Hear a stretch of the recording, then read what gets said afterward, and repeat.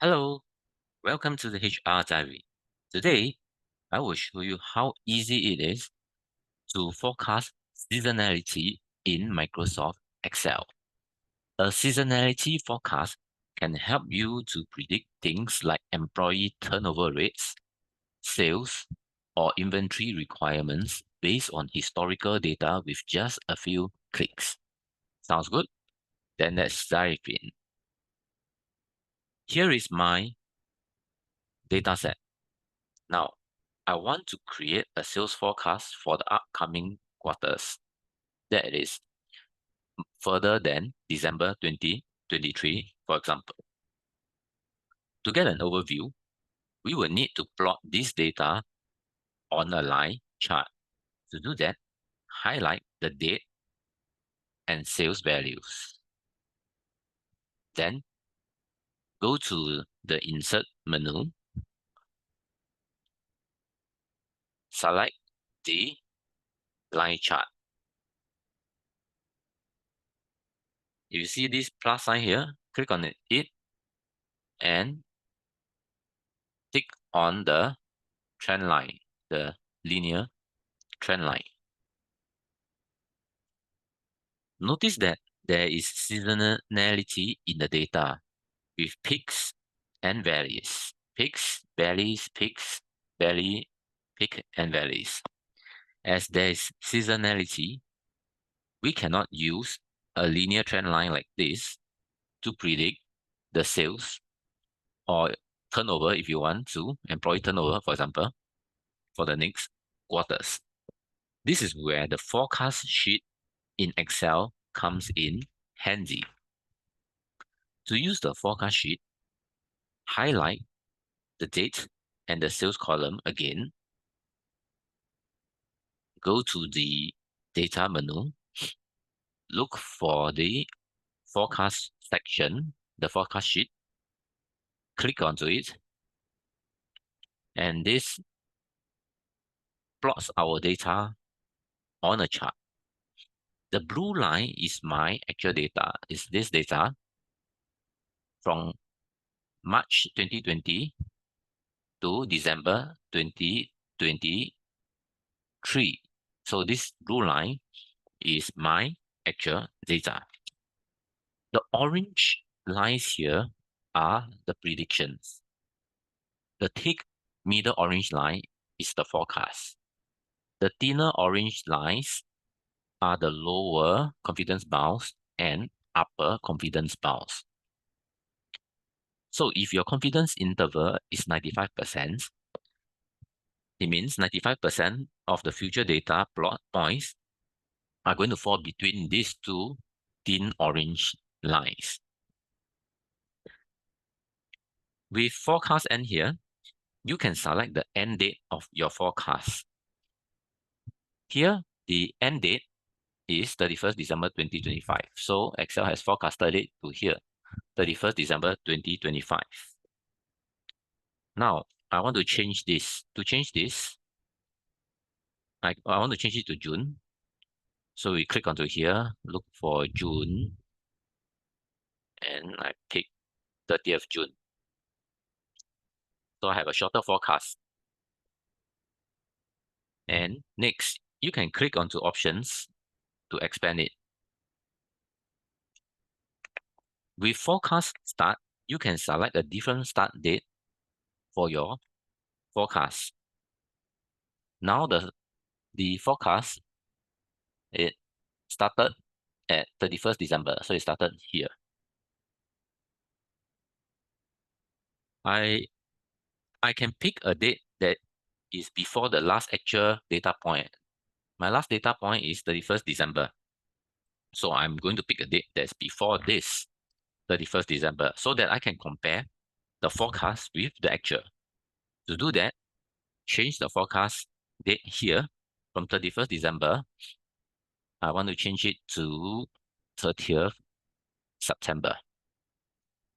So you see there is an overlap. The blue is the actual, the orange is the forecast. So there is an overlap. Confidence interval. The confidence interval indicates the range that is likely to contain your estimates. The default is set at 95%. This means that 95% of the future data points are going to fall between these two thin lower confidence bound and upper confidence bound. So this is 95%. So notice that it's quite wide. If I change this to 50%, from 95 to 50, you will notice that this becomes narrower. So let's change this to 50%. Notice that this orange line becomes very narrow. 50% means that 50% of the future data are going to fall between these two thin orange lines. That means half of your data will be within here, the other half will fall outside the prediction.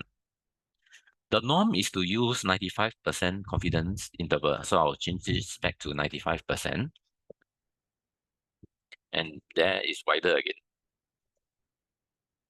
For seasonality, you can let Excel detect it automatically, or you can enter it yourself manually.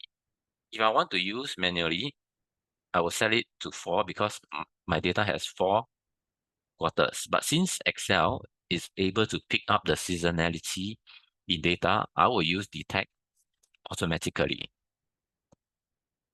Next, timeline range and values range. Excel has picked up my timeline range and values range. It has picked up from here, timeline range, and this is my values range.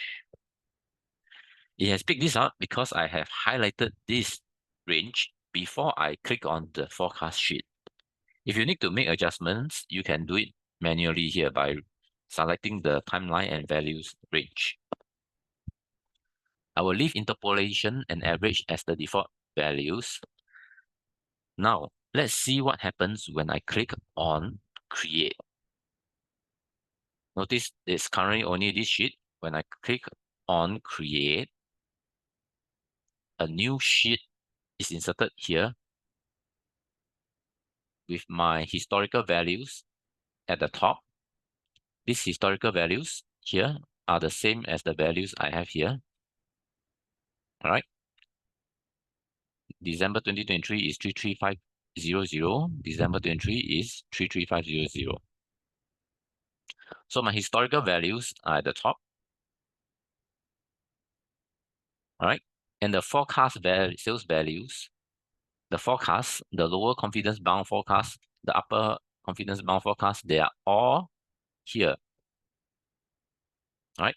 The forecast values are at the bottom. There is also a chart here that Excel has created. And this chart is referencing the data on this table. So the blue line is referenced using these numbers.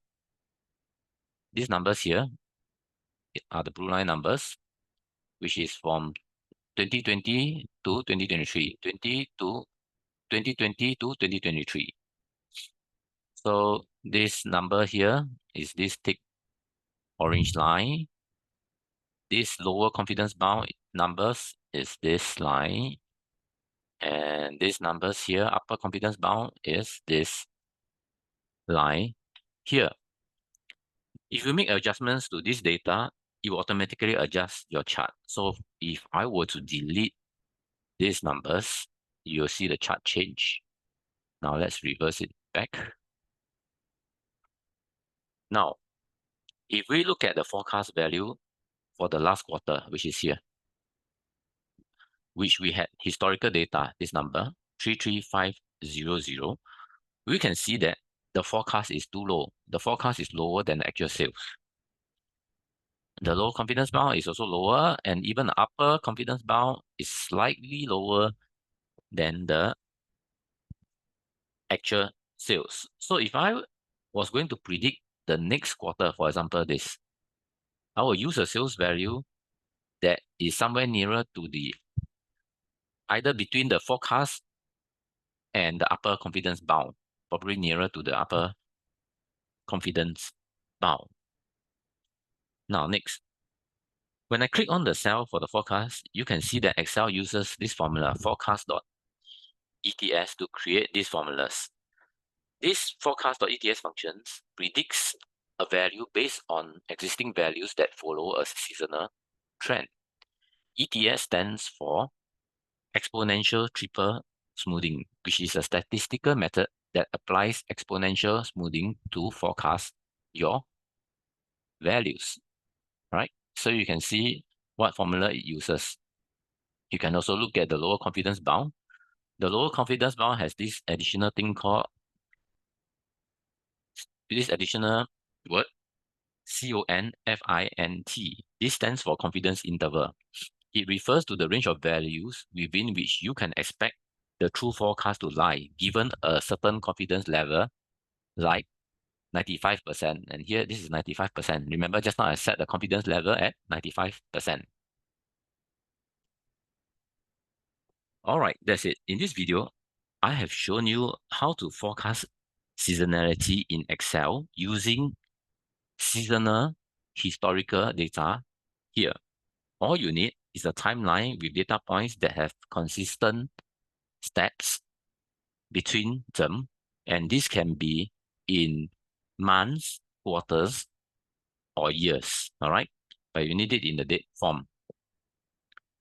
I hope this is going to be helpful for you when you have to do a forecast. Thanks for watching. If you're not a subscriber, click down below to subscribe so you'll get notified about similar videos that we upload. Don't forget to like, share, and subscribe to the HR Diary channel.